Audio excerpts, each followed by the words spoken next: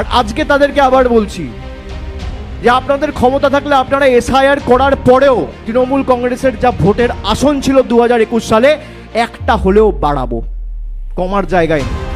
আর বিজেপিকে 50-এ নামাবো। ক্ষমতা থাকলে চ্যালেঞ্জ অ্যাকসেপ্ট করুন। আর যদি আসন সংখ্যা বাড়ে এসআইআর হওয়ার পরেও আপনারা যত ক্ষমতা আছে প্রয়োগ করুন, যত বল আছে। আগেও তো করেছেন, 100 দিনের টাকা আটকাতে পেরেছেন। এই 100 দিনের টাকা তো আমরা ছিনিয়ে আনবো। আইনত আমরা লড়বো, কন্টেম্প ফাইল হবে। যদি কোর্টের ভায়োলেশন আপনারা না, কোর্টের গাইডলাইন যদি আপনারা ভায়োলেট করেন, তার সাথে পলিটিক্যাল লড়াইও হবে।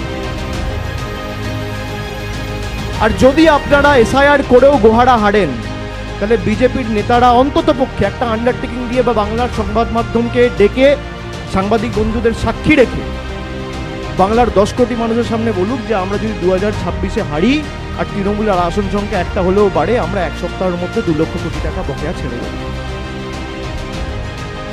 না হলে আপনারা যা বলবেন আমি তাই করব। আমার ওপেন চ্যালেঞ্জ বিজেপির নেতাদের কাছে, অ্যাকসেপ্ট করুন। পারবেন? ক্ষমতা আছে। তৃণমূল ভোট ব্যাংকের রাজনীতি করে না।